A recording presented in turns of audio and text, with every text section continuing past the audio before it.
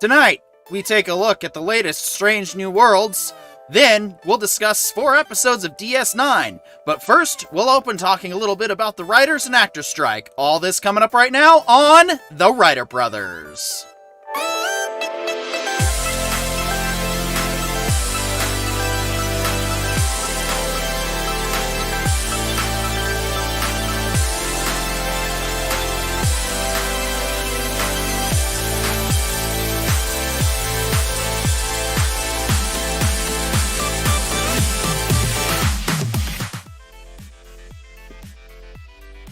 And welcome back to The Writer Brothers, your Tuesday night home for Star Trek, and of course, pop culture news. I am your host, P.D. York, joined, of course, by Corione, Witch in Residence.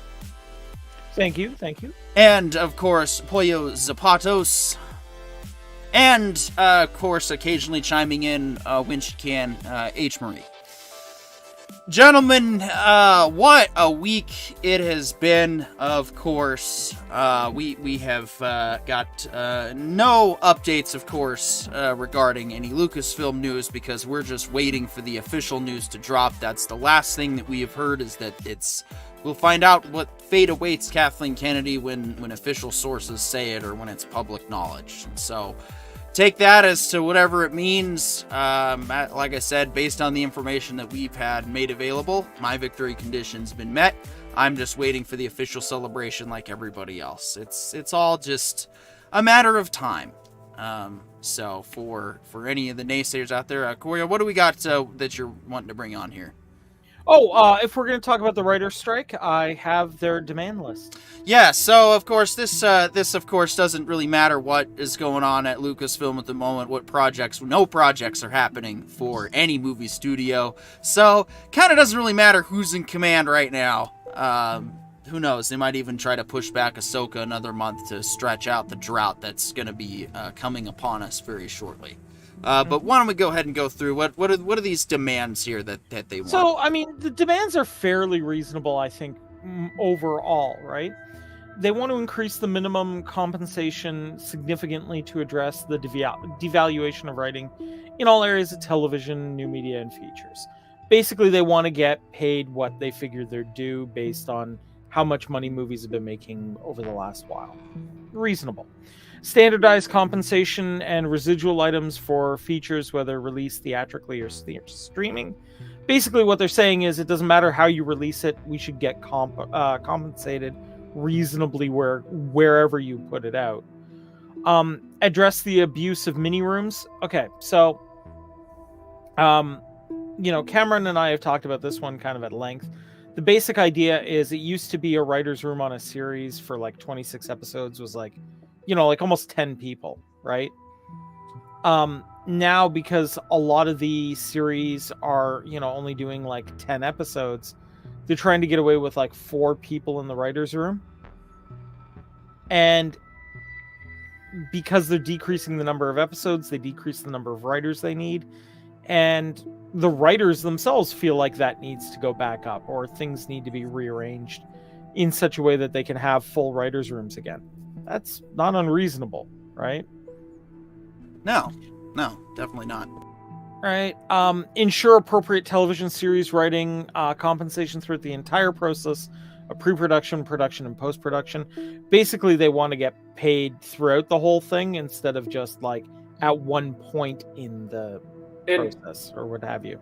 Isn't this one also part of the whole AI thing, where a lot of companies want to start having AI spit out episode prompts and then have writers come in and do editorial writing rather than actually getting credit for being the key writer? Like, it sounds a lot like Disney wants ChatGPT to be written and directed by ChatGPT. Well, that's the editor-in-chief is one guy they found on the street. That's a big part of it, right? That's why they basically went through with a lot of this, is because they're deeply concerned about AI taking their jobs. And I have but this to say about it. It would take significantly less for an AI to learn how to be an executive than it would be for it to be a writer or an actor. Just saying. Well, and an AI would be substantially better than an executive, because like these executives get really emotionally greedy. Like I've heard that one of the main reasons why most executives aren't getting called out by name is because there's like 12 of them and they'll blacklist you across the entire industry. Like the most obvious bullying in the history of bullying. I'm going to take my ball and you're never allowed in my school again. Yep. And it's like, I don't know, that doesn't sound very intelligent or artificial. That sounds extremely basic human. Yeah, I mean, one of the big ones also was that they want to increase residuals for undercompensated reuse markets. So basically, here's what a lot of groups do. Let's say Pollo Zapatos, let's call you a writer for a moment here. And let's say that you're a writer of a Netflix series.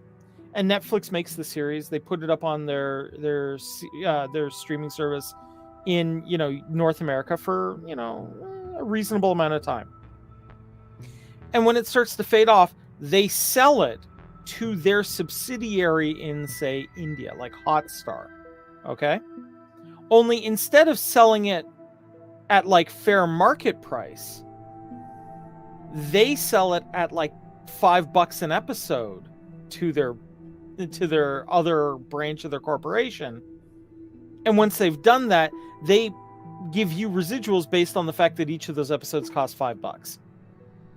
And not to mention, like, this is almost exactly like what happened with Spotify and Apple iTunes. Like, literally, the richest people in charge of Hollywood have an exact replica of what streaming should look like when it comes to residuals based off of sound plays, based off of views, YouTube videos. And they are literally like, I can't remember Iger's exact quote, but he said, none of the terms on this demand sheet are negotiable. They don't care. Like, honestly, at this point, everybody that is in SAG, like, just don't ever take these guys back. Drop them entirely. Start your own studios. That's the true competitive American free market. Like, just ditch them all together and make them own all of these mocap studios, all these camera stuff, all this commercial property that they've invested billions of dollars into. And then why don't we just start doing it in our homes again? I mean, we did it with the pandemic. It was cheaper for them. Now let's just make it zero for them and all for the actually good writers and actors. Like, at this point, there is no reason to keep working with. You don't work with. Iger doesn't work with anyone. He literally just keeps telling people they work for him. And they work for the investors. And the investors invested in what SAG offers. Well, now and hold then on. the investors aren't getting any of the product they invested. I do want to add in that the actors have gone out too, and on top of what the writers are asking, because the actors are asking basically the same things, except for one piece. The studios want the actors to sign agreements giving them perpetual rights to their digital likenesses. Just digital slavery with extra steps. You know, we've seen this on Rick and Morty before, but, you know, that show was just a jokey joke. Yeah. You know, Bob Iger, you're really man of your people, right? You own them. You deserve everything that they've ever done, even though you've literally done nothing. I checked your resume. Well, literally ABC. This dude's from ABC. ABC was the bottom of the barrel all of my life, and it turns out that's when Bob was running it. Like, and even the whole time he's been at Disney, man, like everything he's bought has gotten worse. It's only declined. So like, hold on. We have Bob Iger to thank for Scrubs season 9. Is that what I just heard? Is that what I just heard? Scrubs season 9, which should have been scrubbed, was a thing because Bob Iger allowed it to be. Okay, I see. I get it now. I get it. Yeah, now. no, and that's like the thing is when you let, like, I know for a fact we need nerds. We need dorks. We need people that actually take all of the prude lifestyle seriously, and they actually try to be sober 24/7 and pretend like that's a good thing, because that sets the line, right? But let's keep those guys in accounting. Let's keep those guys, you know, maybe in the police ranks, because they're actually nice. But like when you take charge of a creative studio and you've never actually been creative a day in your life. No, look. I'm willing to bet I could manage creatives, but I would be doing it very different than Iger. But you're not a dork. Like, you're a witch in residence. You're somebody who is willing to take the weird of the world and study it and get interested in it, and you still love entertainment for what entertainment is. Right, but Bob Iger loves entertainment for the same reason Saudi Arabia loves oil. Yeah, but This I mean, is money. Look, you can run creatives. You basically just have to say, look, you group over here, you dream it. You guys over here figure out how to do it in this budget. And then and that's it. Don't go out in public, guys, because you're weird, and that's going to really hurt our sales. Look how awkward he was. Look how awkward he was with the lightsaber on stage in front of people, trying to promote how cool it was, and no one gave a shit because it's Bob Iger doing it. Like why isn't Favreau out here with this thing? Why isn't why isn't Mark Hamill out there promoting it? Like where's Ewan McGregor in costume? Right. Where's an actual Jedi, or where's an actual fan? You know, where was Fluke Skywalker, the guy who imitates Mark Hamill very well, mind you. Where's the guy who did that YouTube video that got him just obliterated on the internet until people started standing up for him because he was doing lightsaber tricks in front of a green screen? That's the guy that should have debuted it. He's the one that brought all that stuff back. Like, I love that Bob Iger thinks that he can figure out a way around this, as if he didn't pay attention to the whole time that he's the cause of it. And like, to anybody that's like, oh no, you got to be anti-union. Like, Ronald Reagan used to run SAG, and he had to strike too, because you can't trust these people to do it right. And look, I'm going to say this: I would argue 80% of cases, I'm not a big fan of unions. Okay? This is one of those situations where the union makes sense. I would say almost 100% of unions make sense. If your company is run so poorly that the people don't trust you to help them, that they have to go and create an entire group that they run themselves to negotiate with you, you probably should just step down and go home, because you're not a good boss. You're not a good leader. You're not a good manager, because most unions don't start tomorrow. Like, people don't just unionize. They unionize after years and years and years of mistreatment and abuse. Why doesn't Winco have a union? Because Winco is owned by its employees. Like, how do you stop a union? Let the people that actually work there be the ones that are most invested in it. Literally. Well, okay, guys. Create loyalty by letting them own part of the company.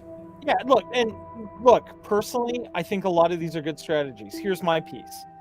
The reason why I'm not super big on unions is because IT has never managed to convince a union that we need to be part of it.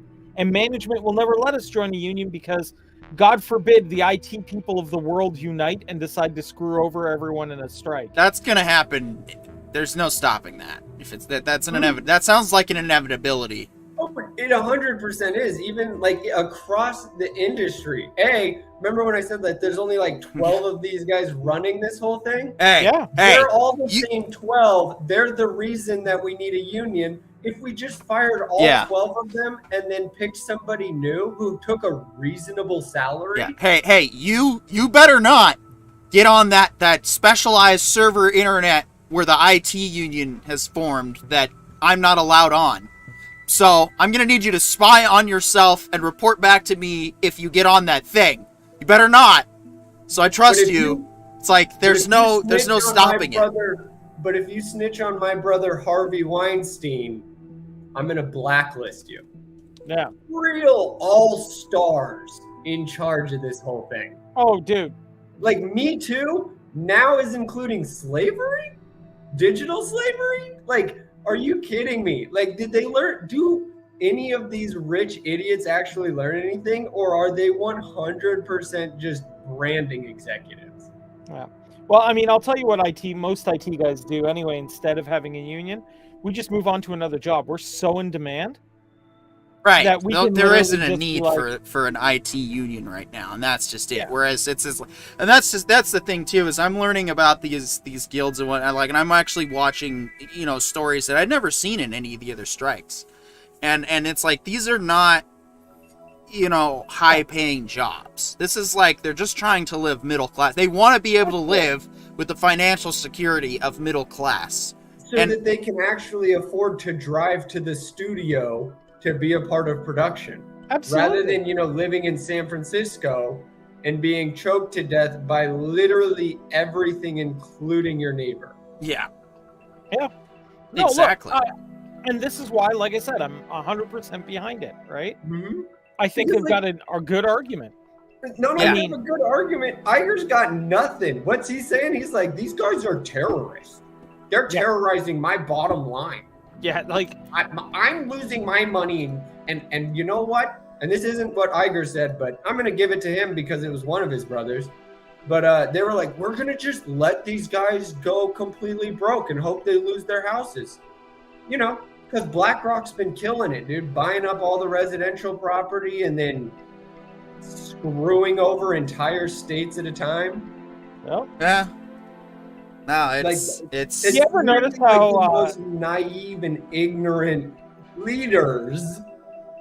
You ever notice how even if Iger gets fired, J.P. Morgan Chase is probably gonna hire him. Yeah.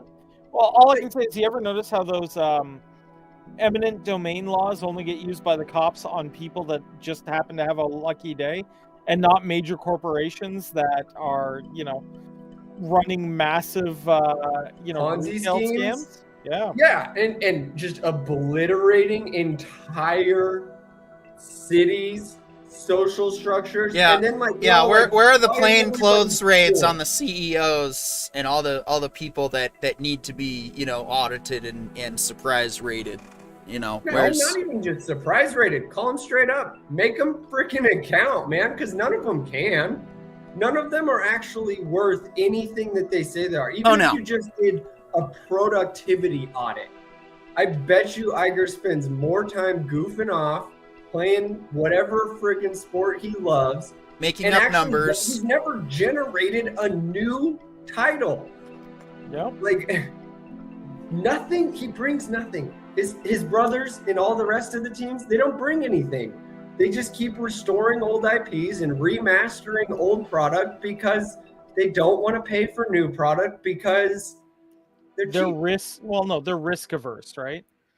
Why make something Obviously new? not, because look at the risk they just walk right into. Well, no, but look at the look at the options they had, right? They could have easily invested in new ideas and new pieces to create new IPs and actually get something going. But they were like, nah, fam. Instead, we're going to just recycle the same shit over and over again and hope nostalgia carries us through, right? In the words of H. Murray, member berries. Yep. Like, honestly, what is Kyle's dad's name? Not Kyle's dad, the other one. Stan's dad. Stan's dad is the entirety of the Disney executive, so much so that he started COVID. All right. Well, so yeah, I think, we've made ourselves clear. Like, look, I think all of us, everybody involved, at the end of the day, really does want a speedy resolution to this thing. Yeah. Because a fair resolution, and not fair in terms of like life's not fair. Fair in terms of like these are the ones that actually produce the product of your corporation, and you're literally trying to slave labor them.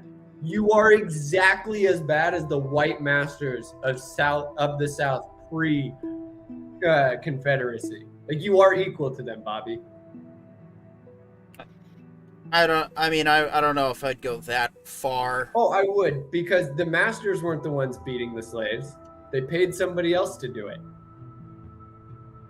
Yeah, I don't know if I'd go that far, but I will say yeah, no that, one's getting physically harmed. It's just mentally stressful. Their houses. And we want them to lose out on their property. That is literally ruining people's physical lives. Well, if that ends up happening, then we can talk about it then. But it's just until that, it's just words, and we need to just take it as he's a dumbass who doesn't know what he's doing.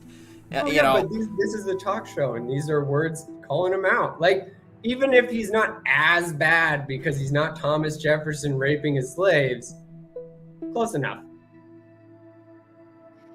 Yeah. All right. Well, anyway. All right, let's move on. Yeah, I think that was just killed that segment entirely. Eddie Arndt says, "Hey, what's up, guys? Hope everyone's doing well." Hey, good to see you, Eddie. Glad you're here. You just showed up just in time because it is now time to discuss Strange New Worlds, the latest episode of Strange New Worlds. The Meet the Parents episode of Strange New Worlds. Yeah, it was. I'll be honest, I was a little bit shocked by this episode overall. It looked like it was gonna be, slapstick, funny, haha humor, and it had some of that cringe moments, but still no more cringy than cringe, the cringiest of cringe in TOS, which happens often. Yeah. So I'd say it's good. What I'm noticing this season is more fans this season than last season are now going to the original series to look for excuses for the show. And so I think that's awesome. And I don't think that's a bad thing. And yeah, I can't really complain about that as a result of the show. So even if the show was meh, people are going to the source material to justify it. So awesome. So they're getting exposed to TOS again, which is what we wanted. And so overall, I think it was a good episode. I didn't hate it, and I'm dredging the rumors of episode 9, but we'll see. I mean, what it did with this episode, I can't get too into without getting into the spoilers, but it took a seemingly silly concept, and it actually, I think it made it work. But Corion, why don't you go ahead and say I feel that so far this season, this episode is probably going to be remembered as the weakest so far. I don't feel like it held up to the quality level that we'd seen previously. Now, that all being said, there were some absolutely fantastic moments. There were some absolutely fantastic character moments. We got a lot of wonderful family moments as well, which I really appreciated. And this has been an interesting relationship to watch develop so far, I think is the best way to put it. Now, personally, like I said, I would rather we go and explore, and I would have liked to have spent more time trying to analyze the some of the stuff we ran into, but I understand why they did what they did and why they went where they went. So, I mean, like, it's a passable episode. I just don't know if it lived up to the same level of quality as the previous episodes. That's my opinion. All right, John. For the first half of the episode, I would agree. You know what? Yeah. So Okay, I took it in two parts. I watched the first half, pressed pause to go watch something else, and I was like, this is a bummer because of the first few episodes. The first three were awesome, and then this one was like slowing down. And then when I went back and finished it last night, I was so happy.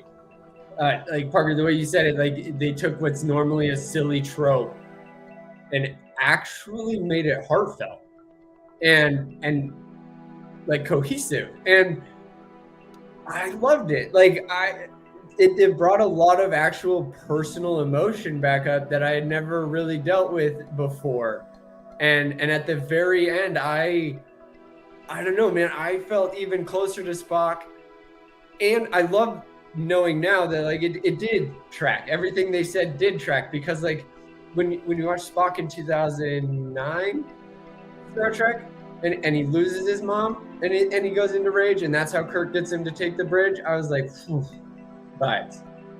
Yeah. Vibes. And I got that. But this one, man, oh, this was so much more human. Yeah, and I will say the back half of the episode was significantly better than the front half. Yeah. So with that, we're gonna go to conditional or spoiler, and let's talk about let's dive into it. Yeah, I absolutely, the build-up was cringy. The build-up was a little bit rough at times, and I'm like, man, we were doing so good, guys. Where did we go?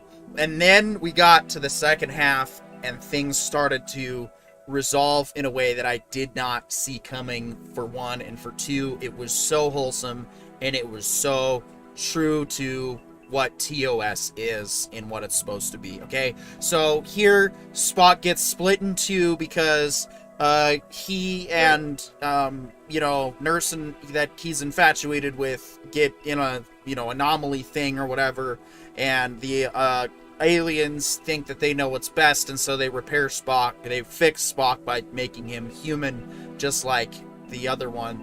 And you think that, well, this is New Trek, where we have eyeballs ripped out and we do vindictive bullshit. Well, no, not anymore. Instead of exploiting Spock's human stuff, they actually start to get a little bit worried about him and concerned that maybe he's a little too human. So it's like a more intelligent version of the Futurama Tale of Interest, where Bender was made human, but he was a robot, and so it was exploring humanity from a totally different perspective. And instead of exploiting him, what did they do? They help him remind him of who he is. And in the end, 3 of his friends decide to risk their lives to restore him to his proper, self. And we also get a moment of, a human couldn't complete this ritual. Instead, Spock decides to reveal himself in the accident out of respect for his mother. And I mean, that was like, what a true masculine way of doing it, too.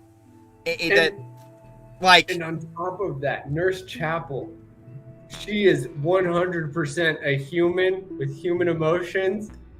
And right as Spock is about to share his honest heart, no, because I respect you as the man you're supposed to be.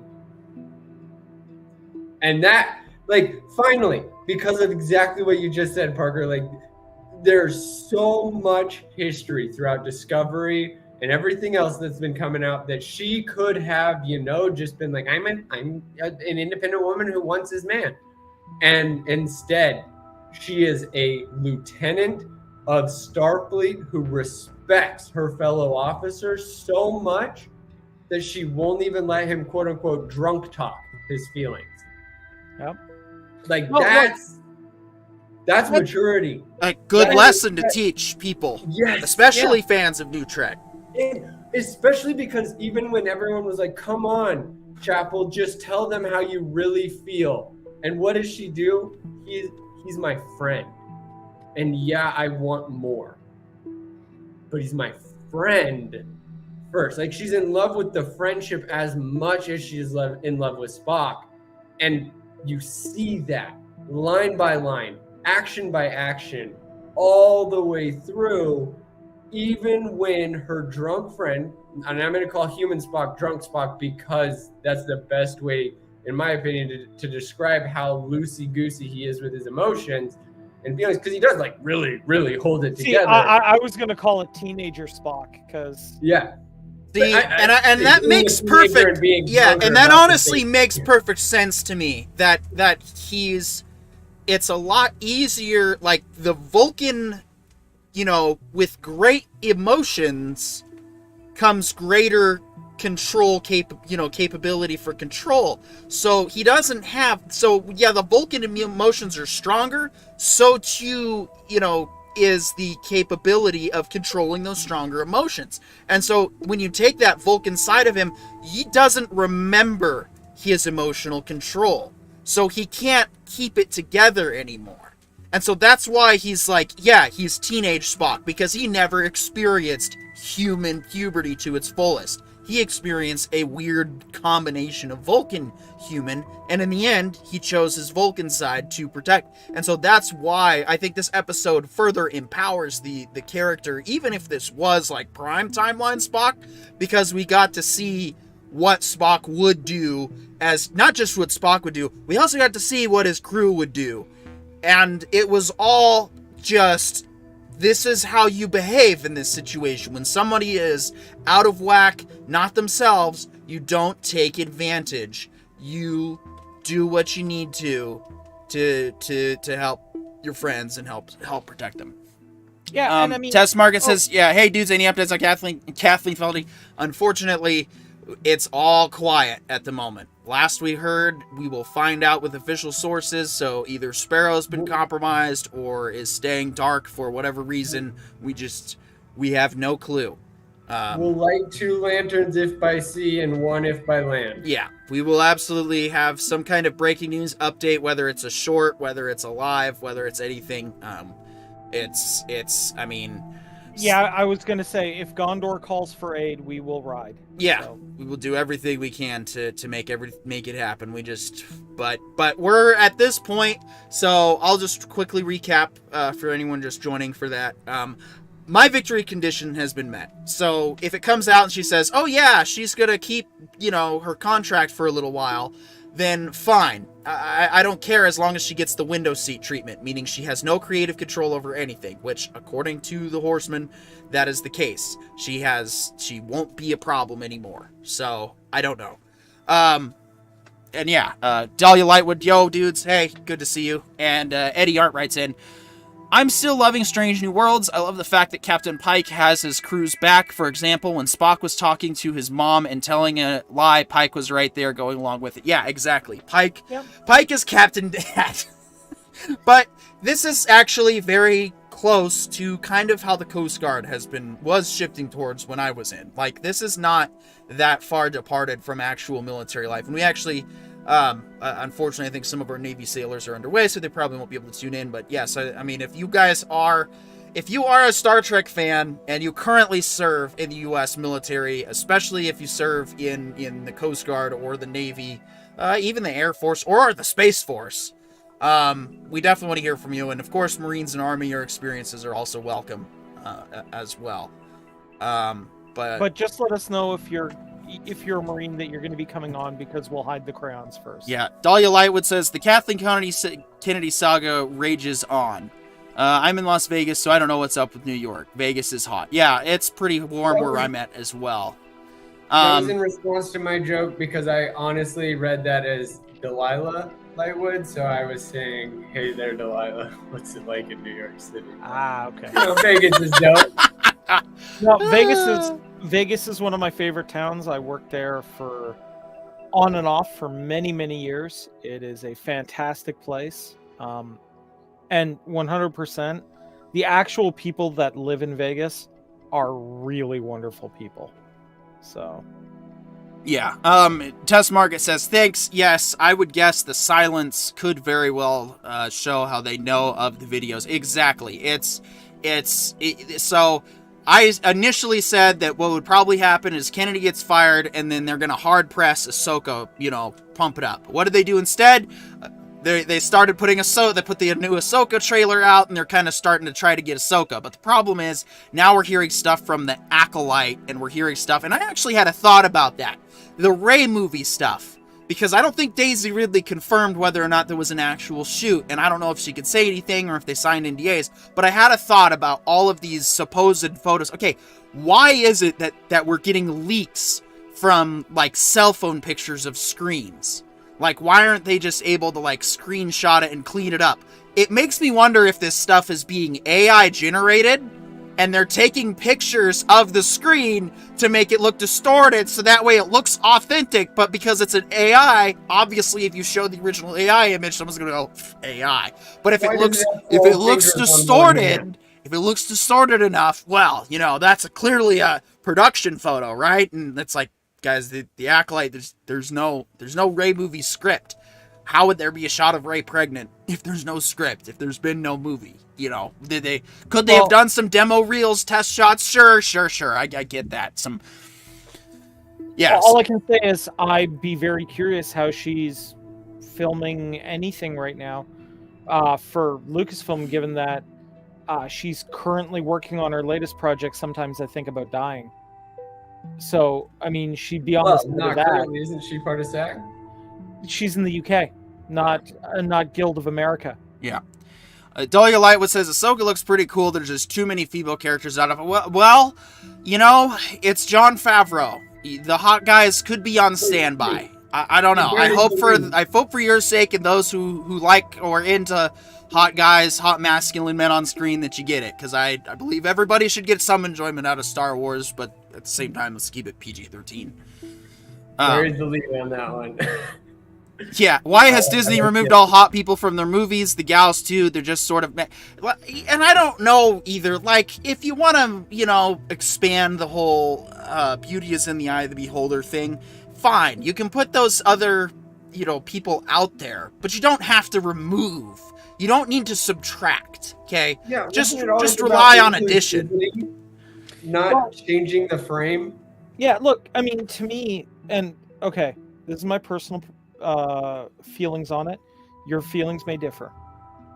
Confidence in a woman is the most attractive feature that any woman can have, regardless of size, regardless of shape, color, whatever. Okay, if she owns herself and knows exactly who she is and walks into the room, exuding that confidence and inspiring you to believe in that confidence yourself, that's what makes a woman beautiful. I feel it's basically the same way with guys. Like, you don't necessarily have to, have the six-pack if you can walk into the room and look like you're the kind of guy that's going to have 3 girls on his arm in 5 minutes. See John Candy, Chris Farley. Right. It is always about confidence. The six-pack just makes it easier to be confident. Right. And I think, especially like in terms of Rey, just on that point, like, I only despise new Star Wars because of the writing. The actors and actresses, everybody on those sets actually felt like confident characters in the way that they were supposed to be portrayed. I like Rey and Finn. I like Rey and Finn and Poe because those people want to be there on set. I think that's really awesome. When the actors want to be with the fans and be a part of the fandom, that's what we need to keep. That's why I don't want to can those actors and completely scrap those characters. So, and I mean, like, look, even Kelly Marie Tran, I'm very upset at the directors for putting her in effectively a potato sack, because she is a beautiful woman and is a smiley and bright, cheerful human being, and she got to display none of those amazing features. And that was the tragedy to me with her character. She was fantastic. She was just put in a terrible role for her. Well, and just a poorly written role. Yeah. Like, and you know, back to where we started the whole thing on. This is why good writing is worth the money. Yeah. Because like, this is the only part that we really have beef with, is the fact that the writing didn't help these characters. Because these characters, most of us went in wanting to fall in love. Yep. Yeah. Quite a few people did. And I mean, The like, writing just doesn't hold up. And like Finn, John Boyega's character could have had this incredible arc. I really was hoping, really like begging, that what they were going to do with him is he was going to turn out to be force sensitive as well. And him and Rey were going to go learn from Luke together. And we were going to have the Jedi. Well, and not even that. Have one of them be super passionate about the Force, and the other one be super rational about it. And have this be a new Sith Jedi debate. Right? Yeah. And we could have had the debate at the beginning, because there are no Sith and there are no Jedi. There's Luke Skywalker, and now there's two Force sensitive. Real quick, let's catch up on some fan mail here. Tuss Market says the silence does not in any way mean those rumors were not on point. They know we are watching. Oh yeah, absolutely. I've had it passed that TWB is definitely on the inside radar. That's probably why we're being suppressed. But anyway, Dahlia Lightwood says, Kelly Marie Tran is so beautiful. They messed up her hair and makeup so bad, and the wardrobe. I'm a makeup artist and stylist. The new Star Wars has the worst stylist, to the point professionals in the biz joke about it. And Rey's look made no sense. Her hairstyle would take like an hour to do herself. Yeah, I have to agree with that. That was definitely one of the costume aesthetics did feel very bland, which, I mean, you can't reboot. Like, you can't just take the New Hope and then, you know, just cross out a couple of things and then change some things and then and reship shave it. Off the serial numbers. Right. Yeah. No. It's, if you wanted to recycle the plot to do a soft reboot because you're J.J. Abrams and you can't write for shit, that's fine. But you can't reboot every aspect. Like, this needed a new, unique feel, as Dahlia Lightwood suggested. And they kind of touched on some of that with I hate to say it, with Last Jedi and Last Suckwanker, Rise of Suckwanker, but it's just so, it's so disappointing. It's so disappointing. It's everything that I've come to love about writing, in the sense that, like, it's world building. Dahlia Lightwood writes in, and she's wearing white as if that stays clean when you're a drunk trader. Like, dude. That's the most important part of world building. Your characters have to wear the costume that fits them. If she was more of a G.I. Jane looking character, would have been way more I think like some dark greens and some grays would have been more appropriate for her character outfit, because Luke looked heroic and cool, and he wore all black. He wasn't wearing, like, white robes and trying to look like a Jesus figure. He wore all black. He had a freaking mechanical arm, and he was still the cool, awesome, heroic guy. And not just all black. The style of shirt he was wearing is what modern fencers wear. He was actually wearing what I would imagine a future space sword combat would wear, because it would make sense. That was so well done and so well thought out. Yeah. All right. Real quick, Daisy Ridley is very pretty, and they've done everything to desexualize her. That's the other thing I don't like either. Is okay? I need to make this meme happen. I need to do it where it's the one where it's like, people say that humans aren't sex objects, and it's like, no, I don't agree with that. Humans aren't only sex objects.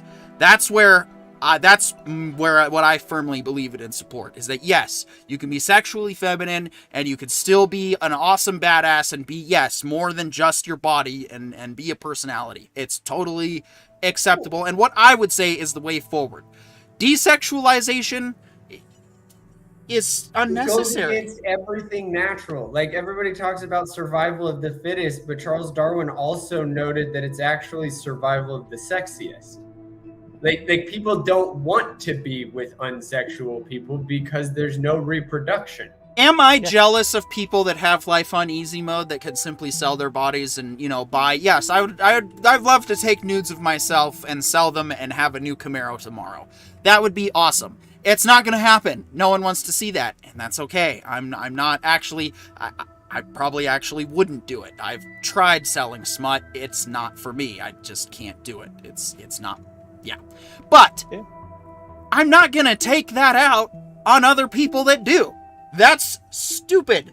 I agree with everybody is allowed to figure out their market and whatever because it's not my place to judge anybody's lifestyle, and as long as there's consent, I don't care.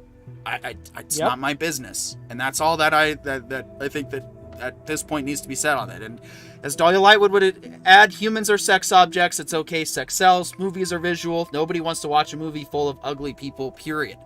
And even then, it's... You can mix and match. You can put more people in. It doesn't really matter. People also are allowed to have their own preferences, and that's what I'm about. Is that's where we need the dividing lines need to be when it comes to beauty is in the eye of the beholder, and of course, certain body positivity. Body positivity isn't necessarily about, if you are fat and legitimately cannot help it, and there is reason, and that's one thing. But if you are trying to justify living unhealthily, no. You have a right to be a blob. There's a difference between coping and confidence. Chris Farley was confident despite being overweight, but he didn't go around saying that, like, he's doing it right. Yeah. And he obviously didn't. That's why he died young. Because, like, unhealthy is unhealthy whether you like it or not. Real quick, confidence can always overcome everything. Right, and body positivity is more for like amputees and people that have like physical deformities that were out of their control that don't. And if it's like, if you can actually, and you can control what you eat, you can eat healthy. It's not that hard. I cut down on high fructose corn syrup. I maybe get some when I get a Baja Blast fresh off the tap at Taco Bell. I mean, when you're at Taco Bell and you don't get a Baja Blast, what's wrong with you? Well, okay, Corey, I'm sorry, no offense. No, you've got a legitimate question there, and I actually have a legitimate answer, so it all works out. It does come in zero sugar, and we actually did try it in bottles, and it's almost a little... Yes, What? Baja Blast is available in zero sugar. That's got to be an American thing, because as soon as that comes up here, you will see cases lined up around the bookshelf. You know what? You should. I think you can import it from Amazon, so I would get on that. If it's caffeinated, I can't actually. Believe it or not, in order to get caffeine across the border for import, you need a special license. It's madness. Well, we'll try to save you some if you can make it down. No. Like, I come across that border, I'm going to be smuggling it back. Don't you worry. Yeah, no, it's actually, I think, even better than regular Baja. Probably because it's guilt-free soda, so I don't get a, heartburn from it, and it's tasty. Test Market writes in, the next Pasha leak will be P.D. York's smut. I mean, if Cameron decides that that's the way he wants to end his Patreon, I guess. Yeah, I guess. Yeah, but it's not very good. It's not a hill I'd want to die bad. on. It's not. I'm gonna laugh. You're gonna enjoy my Star Wars fan film more when we get to that point where we have, monetization and we can actually share it on Star Wars Day. Yeah, Dahlia Lightwood says, end it with smut, always win. Maybe that'll be the last segment on this show every day from now on. We'll kick the rating up a notch, and no, I'm just kidding. That's we're not there yet. We're not that desperate yet. But anyway, back to Strange New World. Speaking of smut, Spock doesn't engage in any. Instead, they remind Spock of who he is, and I think it's a very wholesome, very true to form what TOS's intended episode. Not just remind him who he is, but he finally got to know. Because of, and this is the part that I was alluding to in my non-spoiler part, the conversation with his mom. In 2009, we got the conversation with his dad. Why did his dad fall in love with a human woman? And it was beautiful. It was amazing. It was very wholesome, very empowering. But now we got the conversation with his mom. Why did she fall in love with a Vulcan and just take all of the hatred of Vulcan. And she was in love because, like, love is that powerful. Oh, yeah. And then when Spock got the memory from her, the first time Spock was accepted by other Vulcans, but when he got it from his mom's perspective, he was accepted, but she was not. And she didn't care. She pushed through because she loved him and she loved his dad. And then, like, everything about Spock's journey just makes all of the sense. Like, A, he's trying to follow in his father's footsteps. That's what boys do in most cases. Like, very basic. We've seen it 1,000 times throughout most archetypal history. Total normal thing. But then when he saw that his mom was the true warrior of the family, and what does he say to her? What does he do for her? He went against his soon-to-be mother-in-law harder than any man I've ever met. Like, because he says that a human passed as a logical Vulcan. That's when he shoves it down her throat. He's like, no, actually, logically, you're an idiot. And everybody in the room is like, finally, somebody said it. Although I feel like the dad was still just hungry. Oh, hold on. Yeah, 1 second. Let me, that test market, I should have actually held it until I was ready, but we'll address your question soon enough. Look, now I will say the one thing that kind of detracted from all of it for me was one of the pieces about original Trek was Nurse Chapel and Spock's will they, won't they, right? And how hurt Chapel was when they had to go back to Vulcan because it was time for Spock to get it on with his soon-to-be wife. And to me, them having a will they moment felt a little weird from a canon perspective. And I get all the arguments. I really, really do. That this is its own separate timeline. Everything else. I'm not arguing that. I am saying that based on the existing lore, it felt a little weird. I would have liked to have seen the will they, won't they carry on for a little longer before they started making it. That's me personally, not necessarily reflective of what you guys feel, but I'd be interested to hear what you guys feel about that. No, I agree. It did Well, feel... hold on. First, I need to address, Test Market says, PD, show us your titties.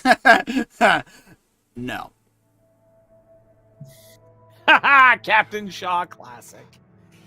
The immortal Liam Shaw, who I hope is still alive in the Sigma Tau Omega timeline. Yes. That, to me, though, that was the part that, like, that was the rushed, almost. Like, it made sense in terms of everything that Spock was going through. Like, T'Pring 100% is supportive, but, like, he was never Spock because he hadn't gone through this moment yet. He hadn't met his mom. He hadn't, like Parker and Corey, like you both alluded to, like, he was still a teenager in an adult body because he didn't know what it meant to truly be himself until now, when he was truly tested as his character. Like, not only was he tested in terms of, like, is he as Vulcan as he thinks he is? Because now you're a human pretending to be Vulcan. Try. And he did. Not only in that instance, but then at the same time, standing up for his mom, getting to know his mom deeper than he had ever been willing to get to know her. Because even he kind of hated her. And obviously I have no understanding of what it's like growing up in an interracial family, but I've heard stories, I've read stories, I've listened to stories, and damn did the actor who plays Spock just nail what coming to terms with being interracial can feel like if you're actually supported despite being a POS. Like, he even admitted it to his mom. He's like, I always kind of hated the fact that I hated you for being human. Like, why would you, even though you're the only reason I exist in this universe, thanks a lot for putting me through this. And then when he finally found out who she was, he was like, for putting me through this. Yeah. And that's the hardest thing to do. Come to terms with realizing how horrible you are to the ones who loved you and raised you. And then for his mom to go, thanks, I'm glad you caught on. She didn't go like, okay, now I get to get mine. Here's all the reasons you were bad. Now you need to change. Instead, she was like, and just to put emphasis on reality. Just to put emphasis on how good this episode was, it was also a test of the crew, and he got to find out who his real friends were versus those who just put up with him. And well, as it turns out, they're all his friends. So, you know.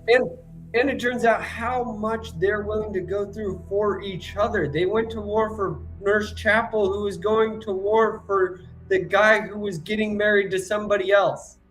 Oh, and how about Pike, man? Spending like how many hours in the kitchen trying to learn how to make Vulcan cuisine?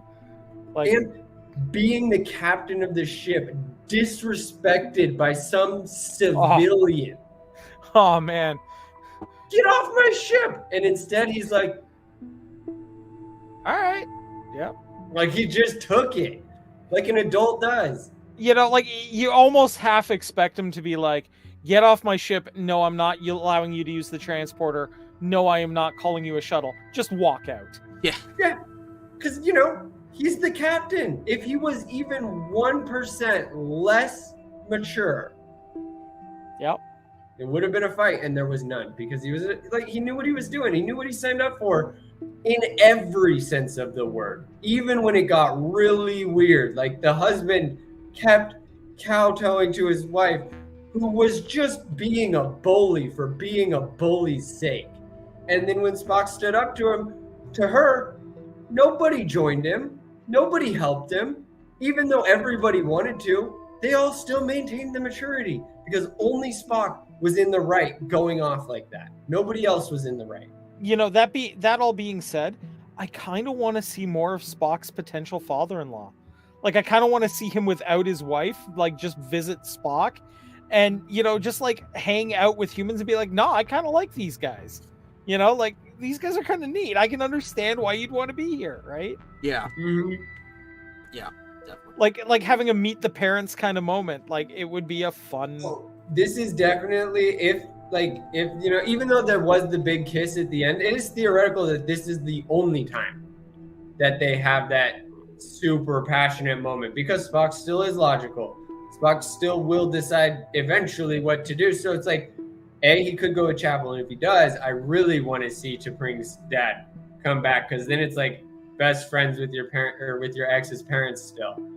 Like, that can happen. It has happened. Like, let's see what that looks like a little bit in Star Trek verse. And that'd be fun because then we'd get to know 3 different sides of Vulcan. We'd know who T'Pring's mom is. We know who Spock is. And now we get to know what just regular Vulcan is. Like, we're so used to the high society Vulcans. Let's see what a normal Vulcan is. And it's like, kind of like in Deep Space Nine where we got to learn what the regular Cardassians were. Yep. I'm interested. Yeah. Fair. Yeah. Speaking of, that means it is now time for our DS9 discussion, which, oh man, because we did 4 episodes, we have just plowed through this season. But what do you feel, John? Do you feel we've been rushing you too much, or has the pace been good? What do you feel so far while I get my resources pulled up?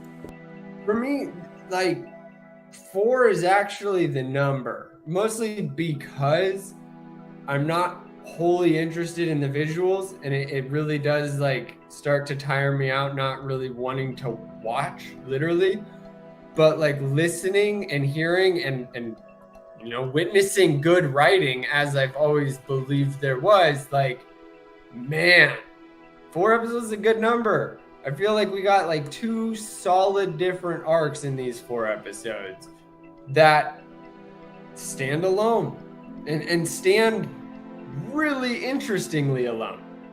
It is really fun. Yeah. So first up, we will discuss Through the Looking Glass. This is the 19th episode of Season 3. Chief O'Brien suddenly pokes a phaser in Sisko's back and disappears with the captain through the transporter. It soon becomes clear that he has been taken to the mirror universe, where Kira and Bashir got stuck earlier. O'Brien tells how their mirror Cisco had been the leader of a rebellion against the Klingon-Cardassian-Bajoran alliance, but he recently died. Cisco tells O'Brien he is not interested in replacing him, but his interest is piqued when O'Brien mentions the name Jennifer Cisco, and in the mirror universe, Cisco's wife is alive and working for the Alliance. Shout out to Arnold Teal for another solid recap. So, again, normally on rewatches, I skip the Mirror Universe episodes because I just don't find them that fascinating. But there are some fun pieces in this one. And watching, like, we've known Cisco now for like 3 years-ish. And he looks like he's finally getting over Jennifer, right? We've seen him attempt to date. We've seen him attempt to, build a new equilibrium in his life and everything. After you never really get over the loss of somebody, but you get through it. He's getting to the other side of it, finally. And she's back in his life. Only it's not his Mrs. Cisco. Right? And that's part of the fun of this episode is he desperately wants her to be his Jennifer. She's not. And she can never be that.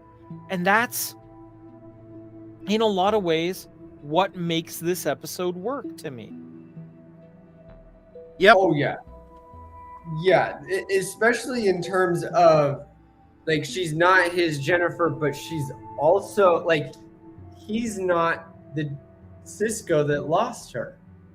Like you said, he's going through all this growth despite her. He's become a single dad. He's gotten used to being a single dad. And the love that he has for his late wife is 100% still 100%. Yeah. And when he meets the visual equivalent, the infatuation's back, the passion's back. But then the way she acts, he's like, that's not mine. That's not the person I knew. That's not the person that I fell in love with. That's something else. And to do a mirror universe that well, that's especially that, like, the emotionally heavy, right? Yeah. Because if anybody's going to keep him there, it would be the love of his life. Like, that's what we heard about a lot of stories like this. Love is the thing that keeps the hero from continuing on. And instead, like, his love for her didn't exist. And he recognized that. He was like, no, I love my Jennifer. And yeah, you may be a mere representation, but you're a mere representation. Yeah. But I feel like this was also kind of an important piece for his character arc to go through.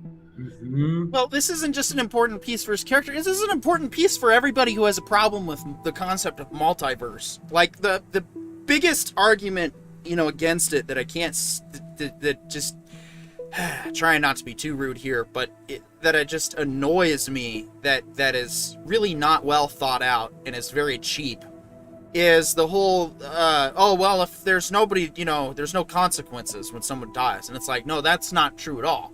Now, there might be a multiverse that exists out there where that could be the case, but in the general sense of, especially in the way Star Trek portrays it, here we see an example of that multiverse is not consequence-free at all.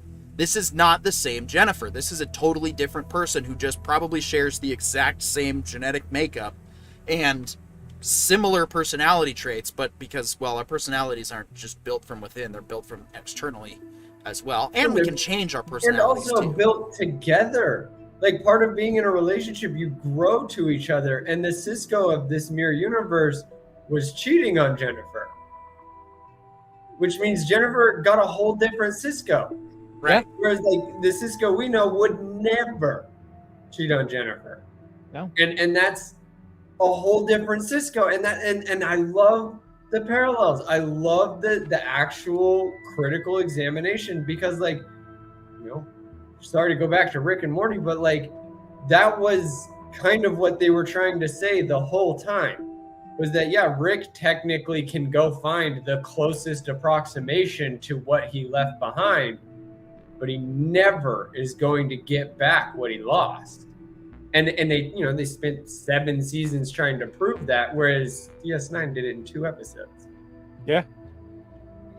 So, no, it you know, that sounds like a Rick and Morty episode with extra steps, right? But You mean Rick and Morty's a DS9 episode? so with extra steps, Let's yeah. get the timeline right. Yeah, fair enough. But yeah, look, that's where I think this episode really shines, is that relationship there, and exploring, like, honestly, exploring what that loss and this potential new opportunity to revisit the past, you know, would look like. And, you know, it makes us ask the question, if you could have somebody back, but they wouldn't be the person you left behind, would you still be interested? Right? That's a very interesting question. It's a very pertinent question. The MCU asked that with Gamora and the Guardians of the Galaxy, right?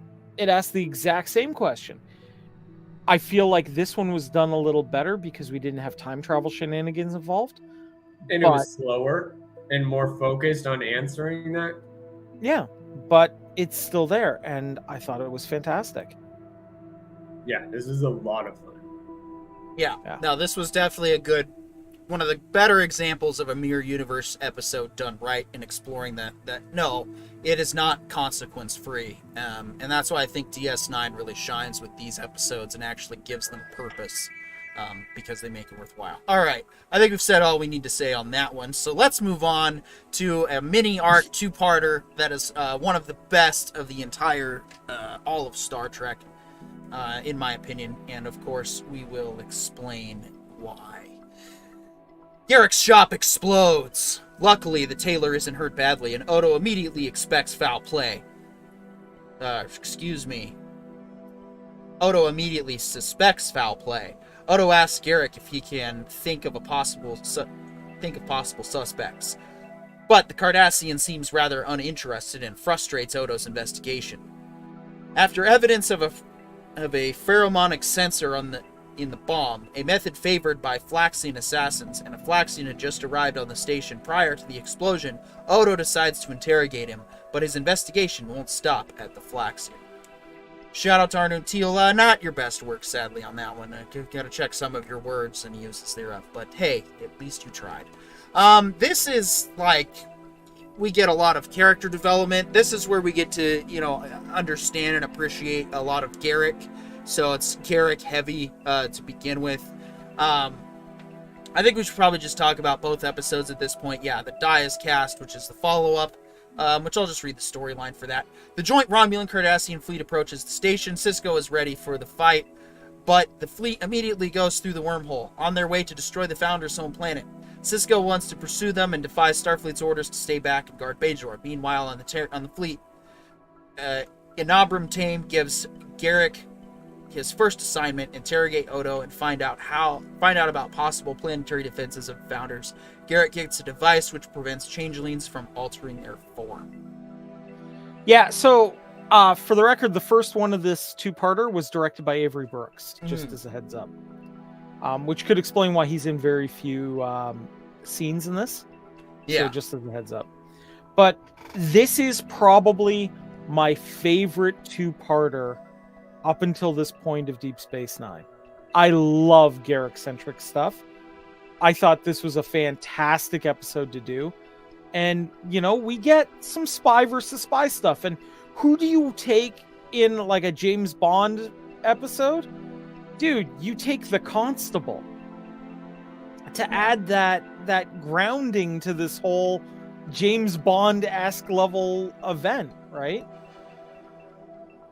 I mean, it was fantastically done, and Inabram Tane seems like the perfect Bond villain, to be perfectly honest, right? And we get all of that. We get we get that kind of story, and you know, when you think about it, right? The Tal Shiar and the Obsidian Order working together because they've both identified that the Founders are the real problem, and decide to do something about it now before it gets worse. Sounds like the kind of thing that an agency full of spooks would try to do. Oh, absolutely.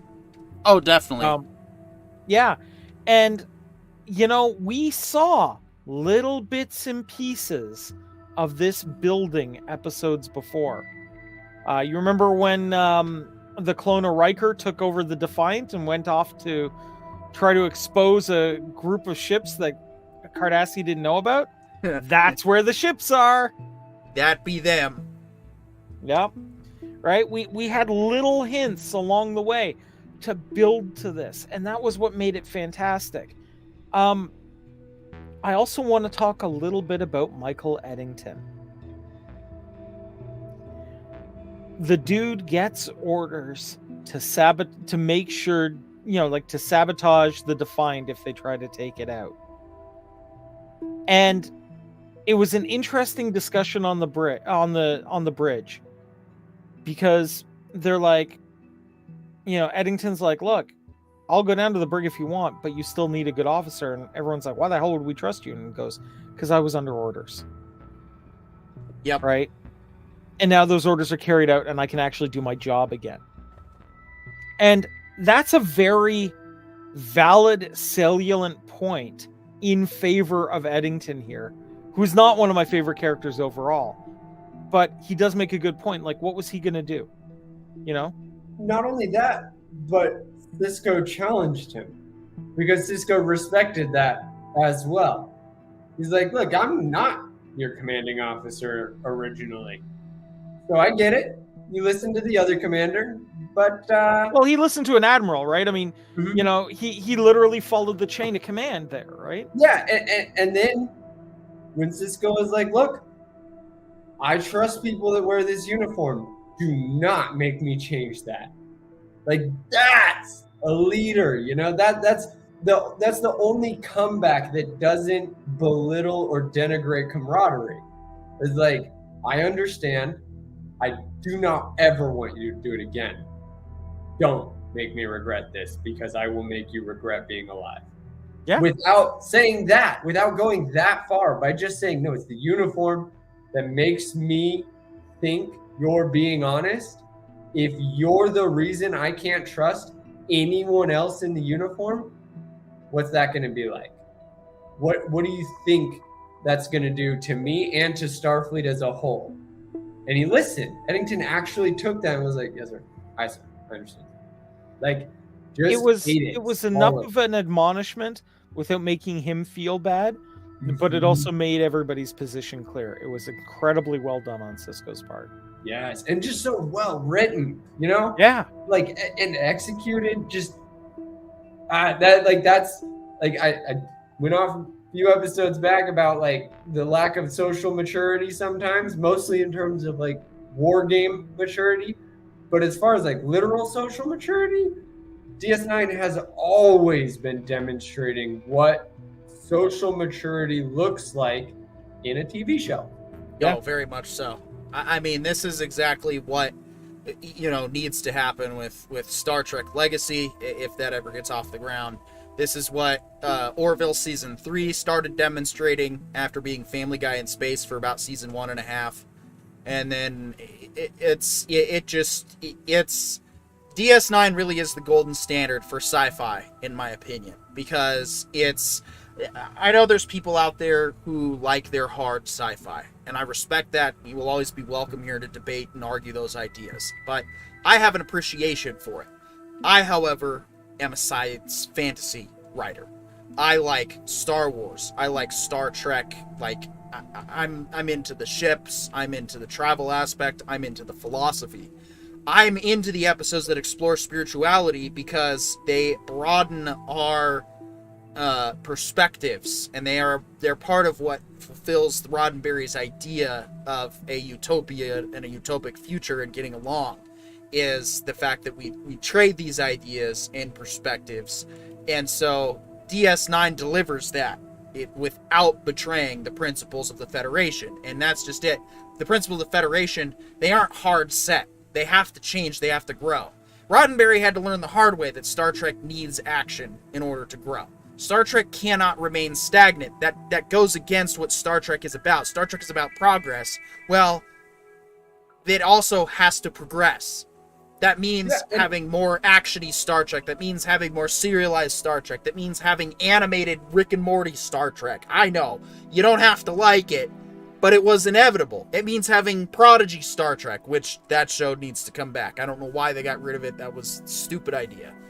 Well, and I would go so far as to say that, like, what the spirituality episodes, what the challenges really show is that, like, the writers and Roddenberry, even when he tested it with things like TNG, like, introspection is the one part of all time and space that cannot be forgotten, no matter what.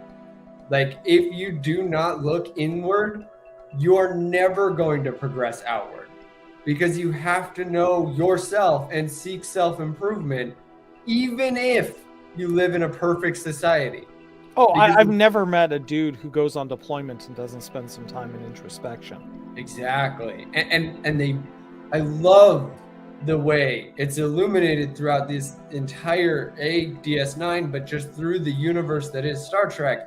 Like, the true good warriors and the true good captains, they're not just magical wizards that nail everything on every decision. No, they're the ones that learn the fastest because they're the most willing to accept they have no idea what they did wrong at first.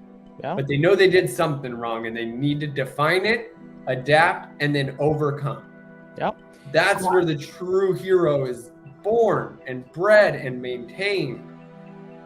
I want to take a few minutes and discuss Garrick and Odo's interrogation scenes in here, because this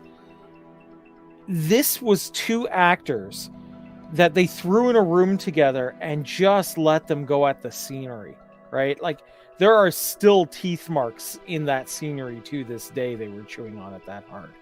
And it deserved to be that. Because we had Garrick sitting there, who's desperately trying to prove himself to Anabran. And desperately wants to have that. But Odo is his friend. Odo has been his friend throughout his exile. Right? And you have Odo, who, you know, he's pretty much a stick in the mud most of the time, right? But he has this deep, like, imagine, if you will, anytime you go to this kind of area, you have this deep, passionate urge to go to the place that's going to screw you up. Like, the only way I can describe it is like, you know, a junkie knows the heroin den is there and is desperately fighting not to go into it the whole time. And somebody is saying to him, I'll let you go.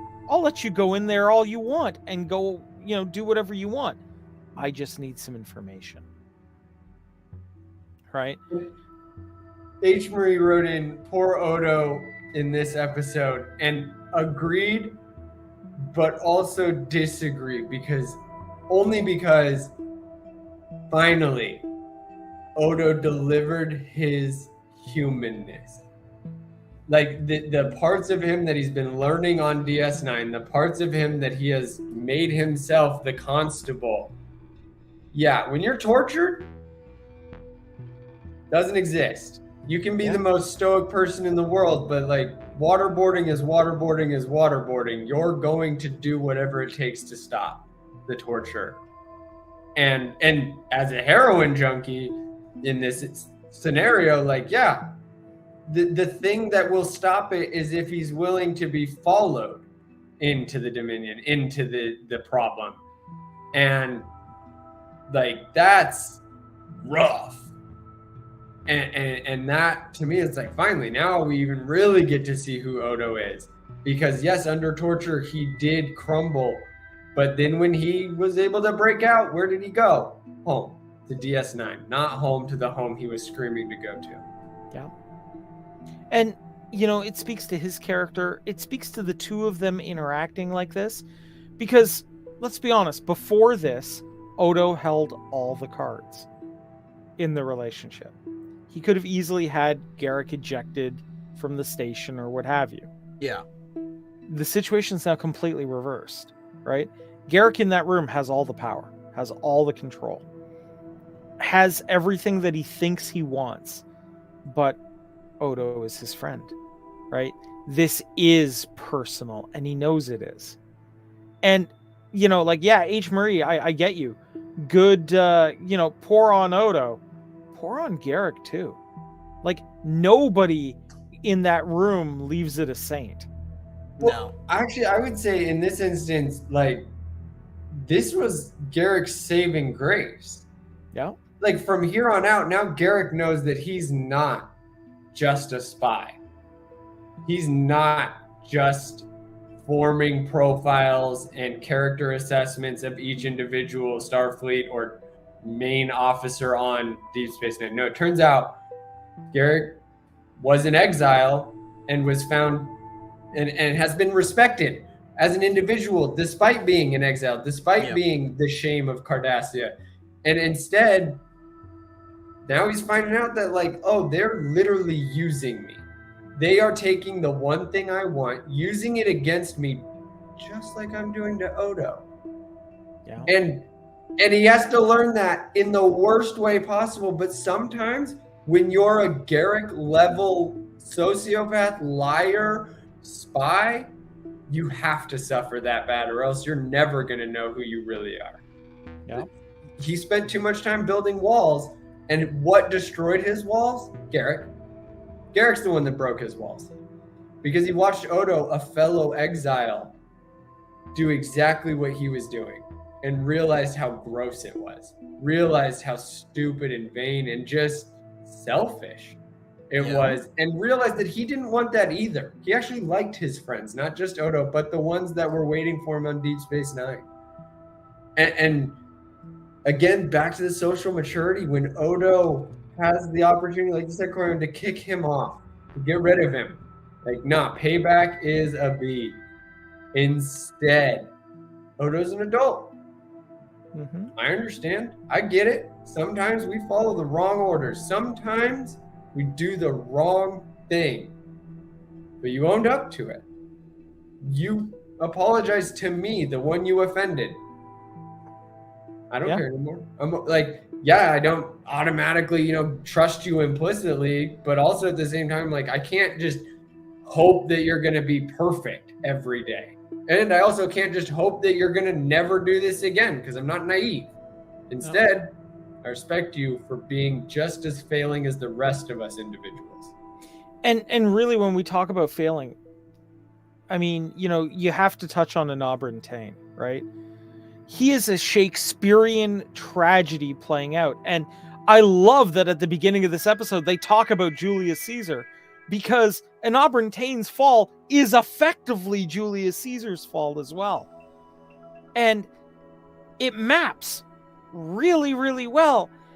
And Anabran having just, like this kind of almost breakdown at the end, realizing how badly he screwed this up, is fantastic. Is incredibly well done, right? There was so many well-executed story beats here. And the first quarter of the Deep Space Nine episode this is based on, foreshadowing the entire two-parter, was fantastic, right? This is what writing is supposed to look like, right? Everything is tight. Everything is together. Everything has a purpose.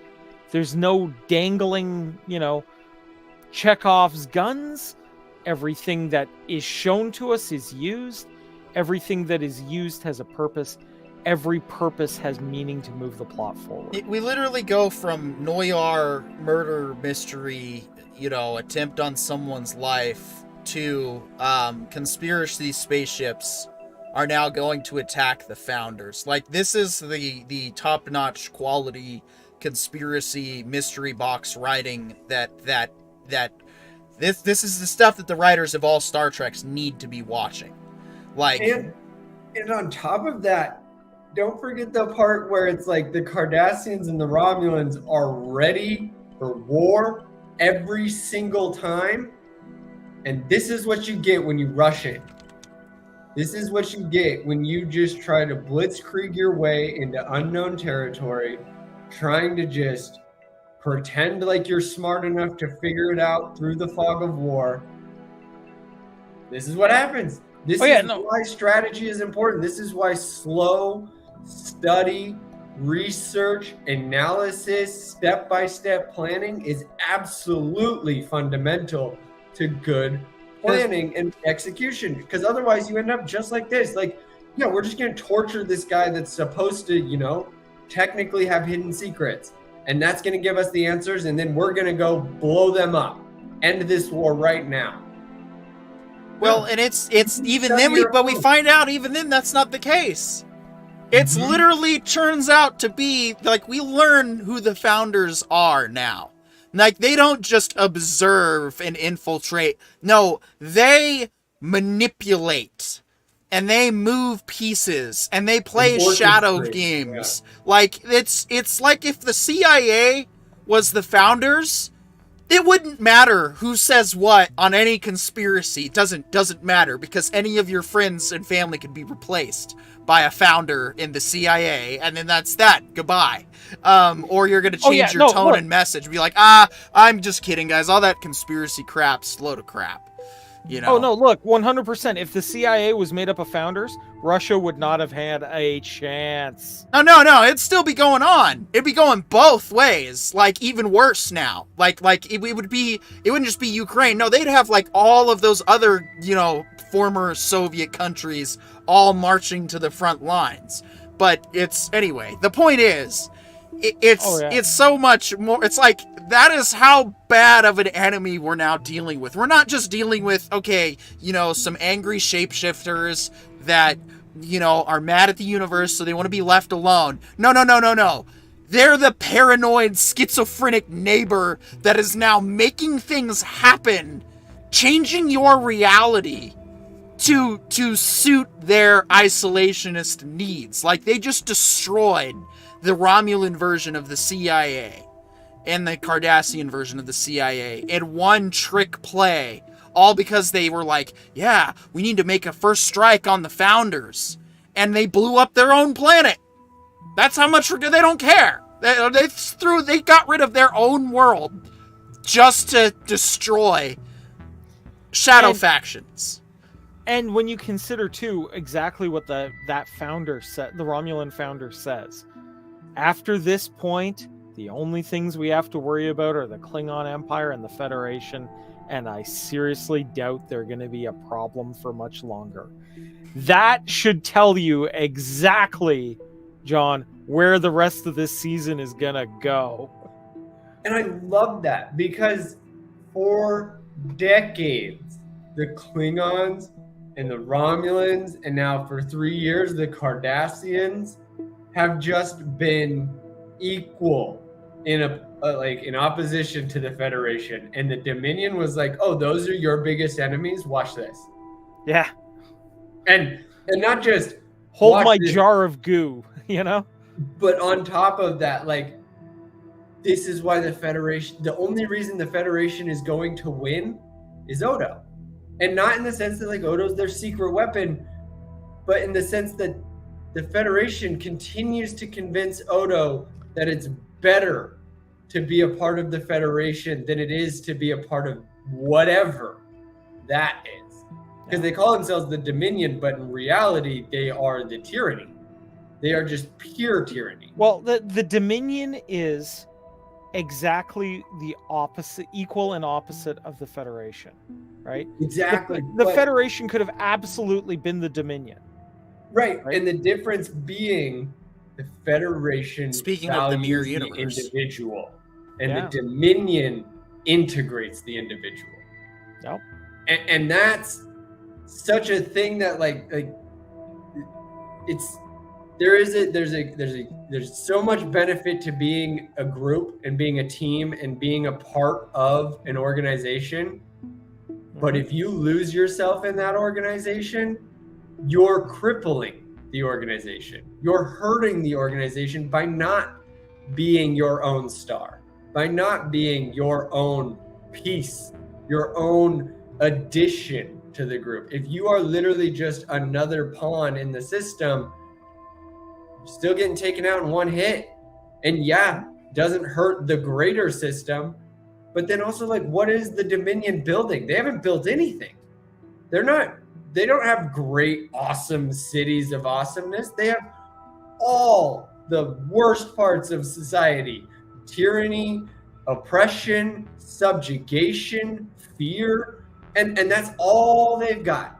Who fights for the Dominion? Everybody who's more scared of the Dominion than they are of the Federation. Who fights for the Federation? Anyone who loves being an independent, rational individual. Yeah. That's it, man. And so, you know, this series of episodes, like this last two-parter, man, this is where, you know, this is why we wanted to, John, why we wanted you to watch this. Because we knew episodes like this were what were going to drag you in, and you were going to be like, dude, why did I miss this? Right? I would only ask that question if I wasn't 3 at the release date. Well, yeah, fair, right? But like, you know, why are we not getting this kind of stuff now? Like, how did writing regress, right? Bruh, that's been my biggest fight. Like, that's like my motivation every Tuesday is like, this show, DS9, is like, I knew it. The only reason modern movies look like they do is because Star Trek went through the numbers on tropes, on basic story elements, and actually attacked them with the sci-fi approach and did it right and did it well. While these modern movies are like, guys, look at the CGI. Yeah. Look at the pretty. How pretty. Yeah. Look at the pretty. And pretty's great. Pretty's awesome. Once. It's like cotton candy. They need to downscale their models. They need to downscale their models to whatever they're shooting the shows in, because that's where, like, if you watch the Strange New Worlds theme in 4K or above, it looks amazing. It looks incredible. But then you watch it but they have to downscale it to 1080, and you can't take 4K and bring it to 1080 without it looking like a cartoon, because that's what it is, because that's what the pixels have to rectify. They have to combine colors, because that's just what you're doing. You're downscaling, you're combining pixels. So yeah, they need to get more consistent. That's why 2009 Trek looked so amazing, was because they stuck to the scaling and they matched the scaling and the effects of the live action right to it. And so to this day, it still looks incredible. So do we want to move on to Explorers? So let's move on to, and then, you know, we might just have kind of open-ended discussion if anybody has any other topics they want to discuss for like the last 10 minutes or whatever. Foundation season 2. Foundation season 2. No. Episode 1. No. Episode 2. I'm back. No. Dude. We were talking about DS9. You can piss me off later. The last 10 minutes. That's my second. I'm back, dude. 20 Watch seconds. the first 2 episodes and then give me that face. No. All right. Cisco has just come back from opening a library on Bayshore. Okay. In the library, he found blueprints of ships that Bajorans apparently used 800 years ago to explore their star system. These ships didn't use a warp drive, but had solar sails and were propelled by light pressure. Some scholars even said they reached Cardassia. Cisco decides to try to recreate one of them and take it into space to prove it, because he's a crazy person. He asks Jakes along, but he doesn't want to go. Gee, I wonder why. He wants to tell his father something. Meanwhile, Dr. Bashir anxiously awaits the arrival of the Kensington. On board is Dr. Elizabeth Lenz. She was the best of his medical class in the academy and took the most prestigious job, medical officer, on the Lexington.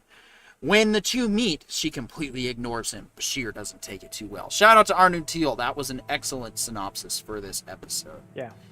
So I really love this episode. This is one of the best because it's a standalone, and it's a very, like, this is why I believe that DS9 is the golden standard, not just for all sci-fi, but for Star Trek especially, is because we can get episodes like this that do some character building, that explore some lore and some concepts. And I actually thought about this. How did they get the ships in orbit, right? Because you got to break the gravity field, and you got to think. And I'm thinking, well, maybe it's the solar sails that help do that. They use the solar energy, and somehow it creates enough propulsion while they're on the water that they can literally just lift off and glide. Bro, really big laser.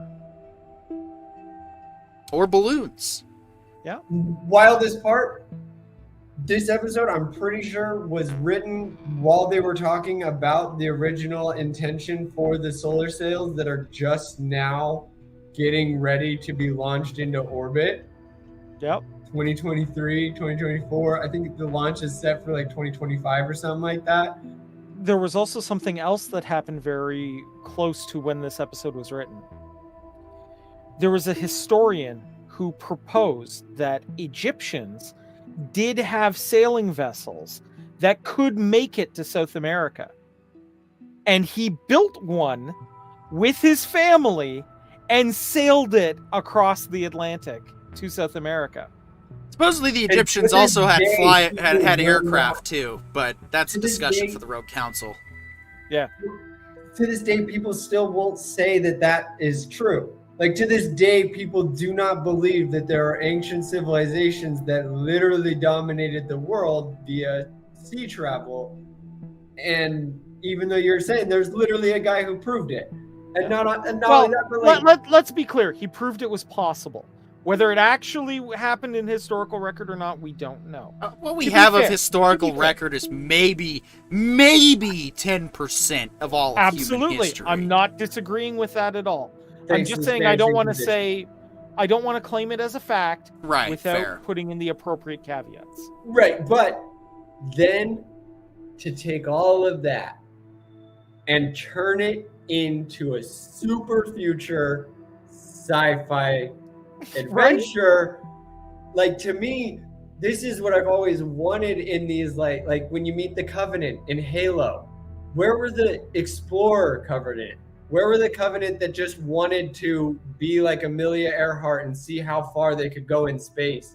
And they visited Earth for 1 minute, 20 minutes, right? Like, normally when we get these super sentient aliens, they are so sentient, they're all basically gods. Well, and to go with what I just said about the human history aspect, okay, they rebuild the solar sailor, they get across, and, it turns out that tachyons, eddies, propelled them to warp speed, but because the object was so small, that's why they don't need an inertial dampening field, because the ship isn't going to get ripped apart the same way like the Defiant would at those speeds without proper fields and, sci-fi shit. But they get to, and this is where we don't know whether or not it's ancient history, because here's the other side of history, is that those who control it. Ducat says, we wanted to welcome you because we just so happened to find that there was proof of a crash site where a solar ship did come from Bajor, and it's like, and how long were you guys just gonna sit on that? Forever, weren't you? So it's like, okay. That Area 50 Cardassia? Yeah, exactly. Yeah, exactly. Roswell Cardassia, exactly. And it's like it's but then on top of that, it's not just how much of human history is missing, but also how much of it do we actually have that's suppressed. But on top of all of this fun, we get a father-son conversation about what the son sees his father going through since the loss of his mom. Right. Like, and not, why have you been such a bad dad since mom died? Mom was so much better than you. No, Dad, like, you look hurt. And I honestly feel like I need to stay close to you for you. It's not for me. I'm growing out of it, and, I miss mom, but I'm growing up on my own. Eventually, I was going to leave home anyways. But watching you, I'm scared.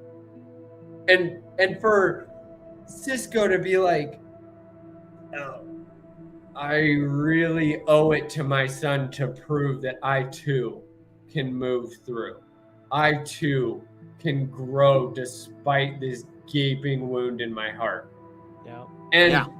And not He doesn't run away. He doesn't figure it out in the next 3 episodes. He finds a new wife and falls in love again. Instead, he goes on a little date and realizes that there's other people that share his passions. And what? Like, that's a sweet little send-off to what dating is that, like, sometimes you think you're alone in this world, and then you go on a few dates and realize, oh, I do have a type, and I'm a type. I'm a person with things that other people like too. And that was it. We didn't get the love interest. We didn't get falling in love. We just got remembering that you can be passionate about a bunch of things. And remember, and like, I also thought it was awesome too that, you know, Jake isn't joining Starfleet. He's not going to be career like that. He's going to be he wants to be a writer. He wants to, like, you know, sit down and write fiction in this universe. And I'm like, heck yeah. Like, you know, not every, you know, we're not getting a Wesley Crusher here. You know, we're getting Jake being Jake and growing up on this station and realizing that, you know, he's seeing all these unbelievable events every day and going, you know what, I'm inspired to write about this. Which also goes all the way back to episode 1 of season 1, when Sisko was like, I'm doing my time and I'm getting out. Yep. And Jake has never been a Starfleet fanboy. Yep. He has always been Jake. Yep. A boy growing up on Deep Space Nine, trying to figure it out. And Sisko has never been a dedicated Starfleet officer, so obviously he didn't inadvertently sell Starfleet to his son. Instead, he showed his son why not to join. Yeah. He's demonstrated that it's okay to just treat Starfleet like a job. Yeah, but we also got a very wholesome and timeless B plot as well, in that you should never assume, you know, the worst in people, and how easy it is for, you know, misunderstanding to snowball. Here Bashir thinks that you know, he's clearly been thinking about this person a bit more than she even considered him, and obviously misremembered him. He got him confused with somebody else. So it all, you know, could have gone one of two ways. It could have gone like Bashir goes up to her and goes, "Ah, you stuck-up little bitch. You think because you are valedictorian you are better than me?" And he doesn't. Instead, he confronts the issue by just introducing himself, and she goes, "Oh, I totally didn't realize. I thought you were an Andorian." Which is like, oh. And then from there, you know, you wanna see my infirmary? And she agrees, and who knows how the rest of that episode ended. But the point is, this is an example of why you don't just, you know, this is why an example of why you just talk to people. If you think there's something wrong, but don't go into it going, "So, you think you're just better than everybody, huh? Well." Wait, but he did do that. Right? But he did it in the privacy of his friendships. Yeah, right. And his friends were your friends are there to deal with your craziness. That's the whole point of friends. Sometimes you have to be that loud and egotistical to your friends so that they can go, "Yeah, but sober up first." Yeah, and okay. Wasn't the musical interlude just absolutely perfect in this episode? Like, I'm just saying, right? Like, the two dudes sitting around, like, singing Jerusalem, right? Like, that was perfect.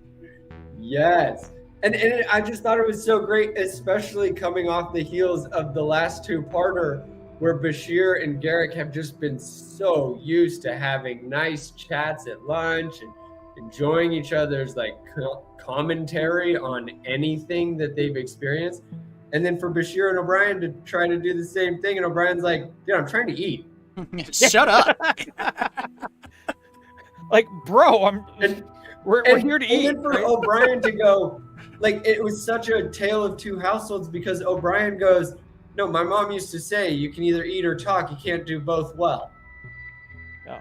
And although, like, that's like, oh, so he's just literally never thought about having a discussion at dinner.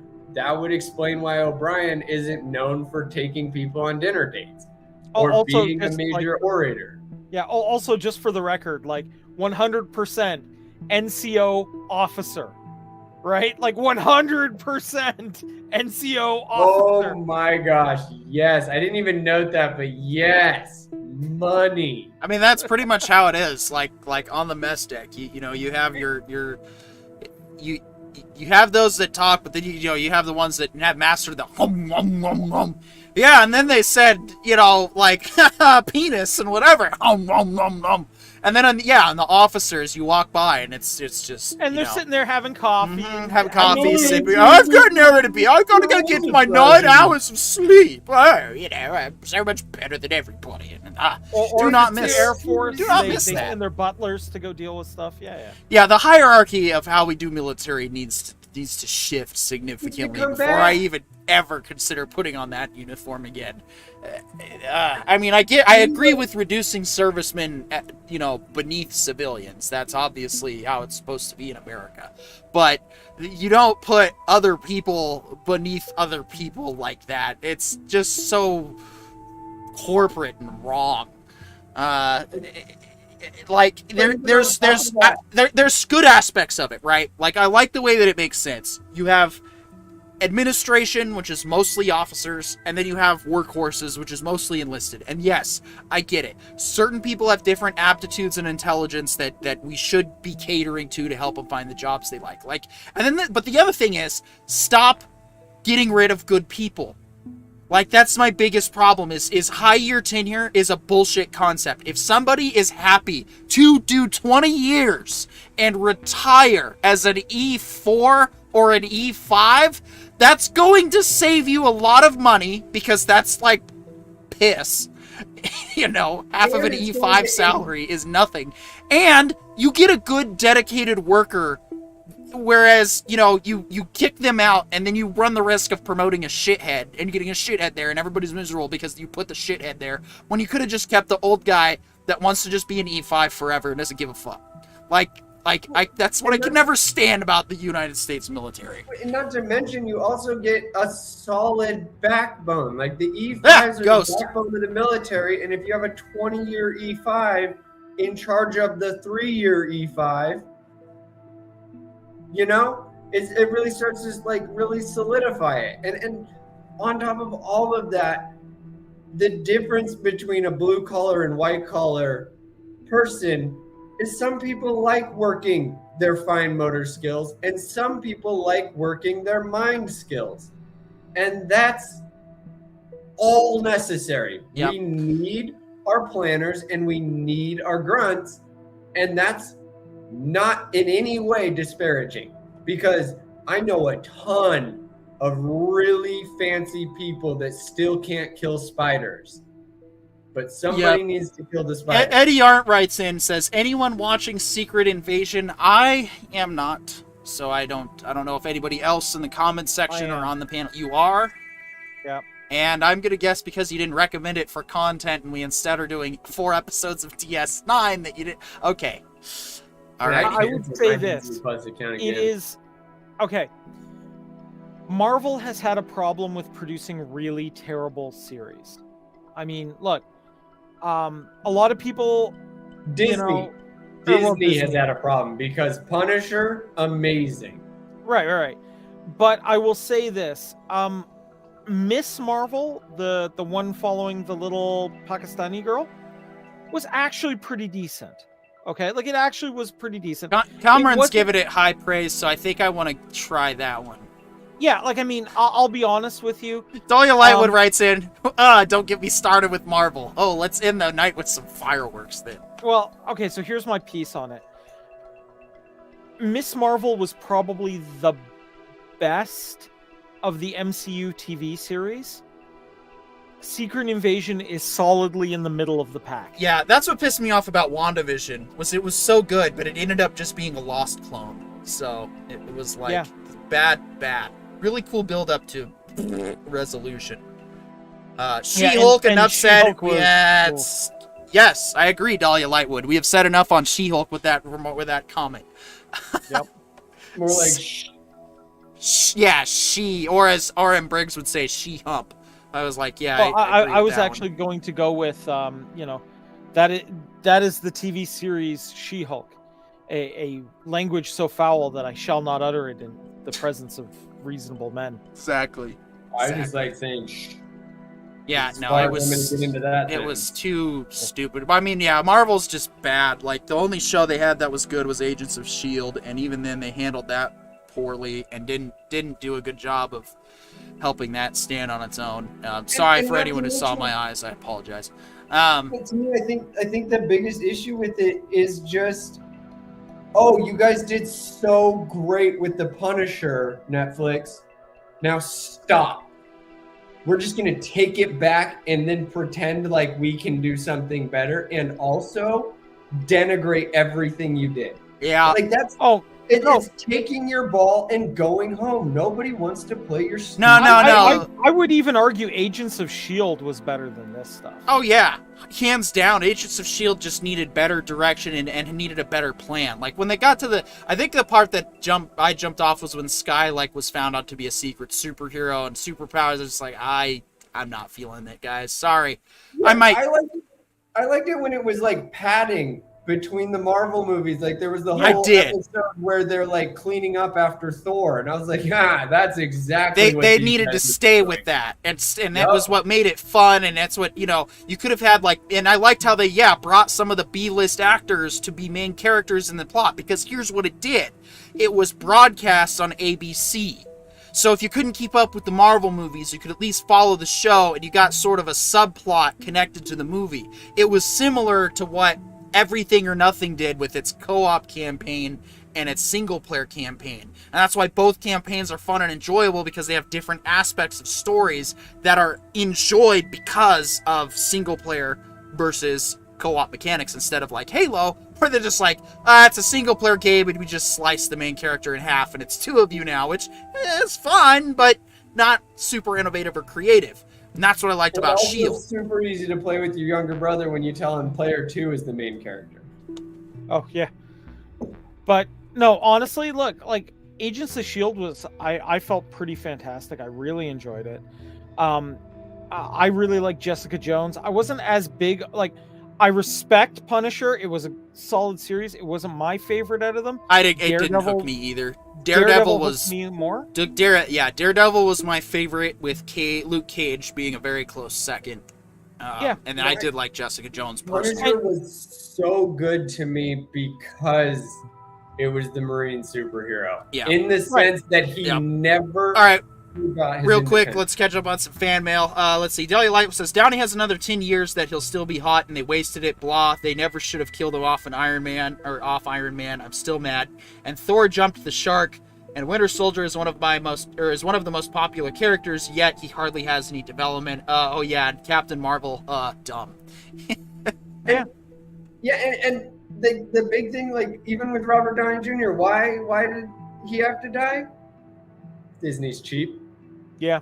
He was literally carrying the franchise with each Iron Man movie in his own portion. Thor was doing the same thing, but instead they were like, well, I don't want to sign a new contract because he's worth more now.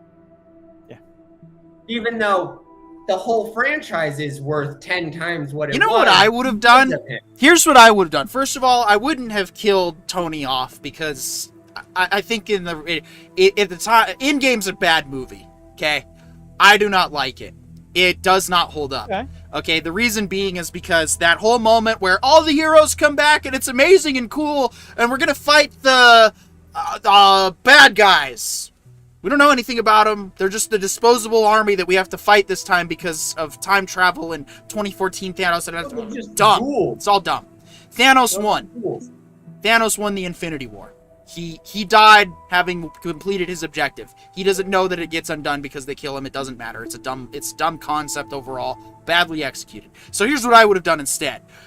Keep Tony alive. They figure out a way to reverse it. You want to do the time travel stuff, fine. But then I would take Tony and I would do what I was doing with Spider-Man. Except I'm going to take a bunch of other unknown heroes with new and upcoming actors, and I'm going to give them a Tony Stark movie. And that's what we're going to do with all the new Marvel shows. Ms. Marvel's going to have Tony Stark come in and help get her ready to be a hero. Then, Captain Marvel. Oh, no. Guys, I got it. Here's how you do it. You do Marvel's Avengers Academy. So as you get new people coming in, you've got like Tony being the dean, you have Cap showing up to run a few classes.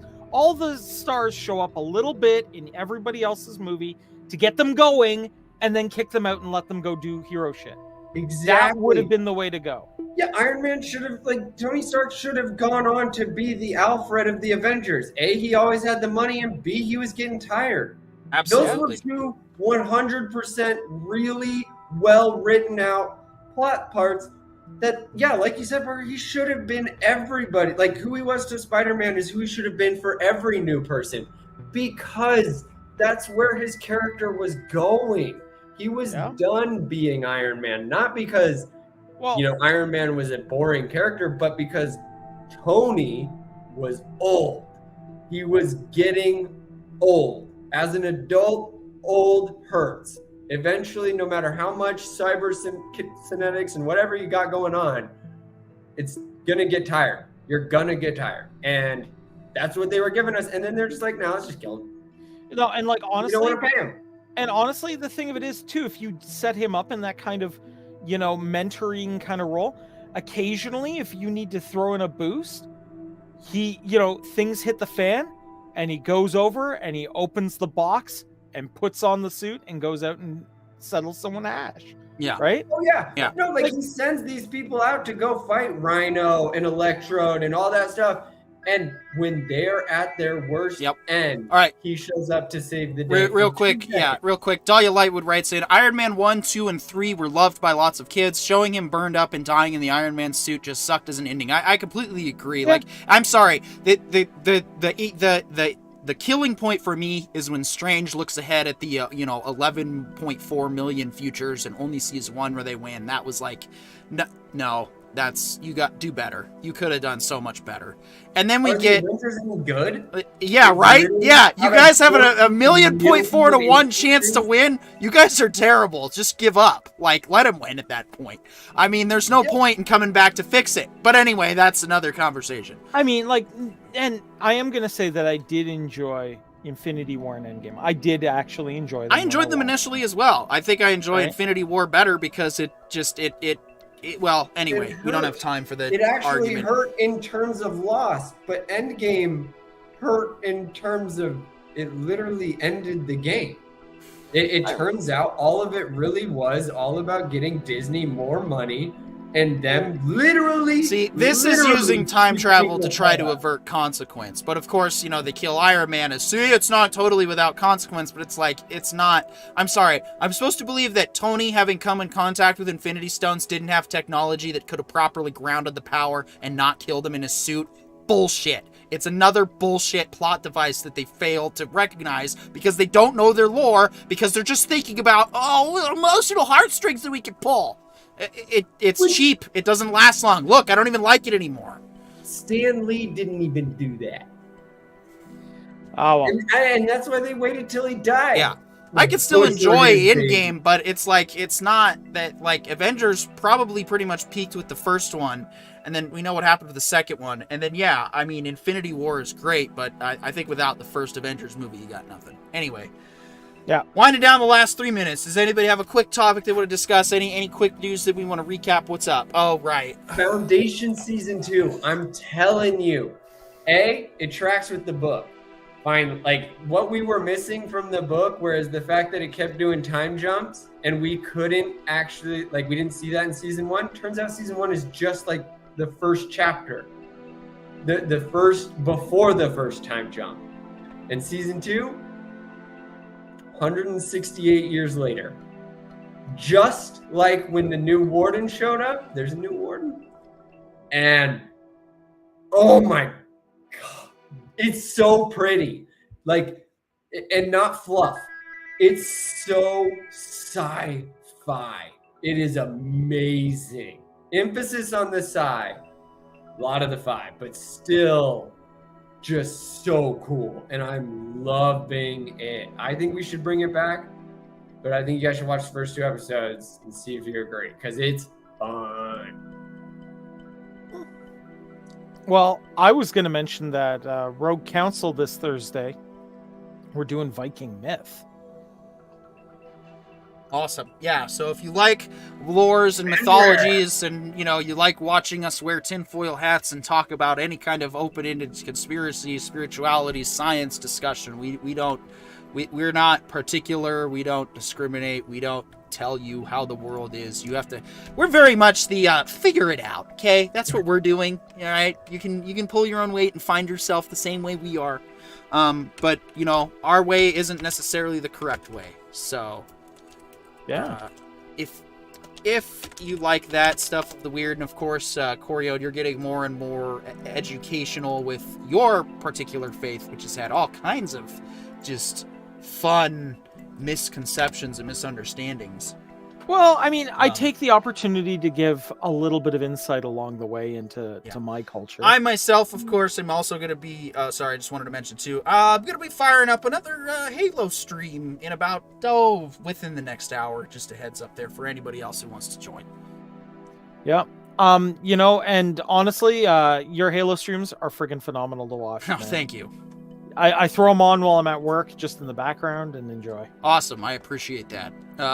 Lurking is absolutely allowed, if not encouraged. So we do appreciate those of you who do hang out in the background, and those of you who interact like Dahlia, we do appreciate that. Vegas, I see. Yeah, well, please, we do UFO discussions. We actually had one a couple weeks ago, and so yes, we do talk about aliens. We talk about everything. We're not afraid of having the hard talks about life, the universe, and everything. And so, Dahlia, when we talk about the Norse myth, we're gonna cover it from we're gonna mention some of the alien stuff that's come up over the years. I'm Petey York, the Ryder Brothers. We'll see you when we see you.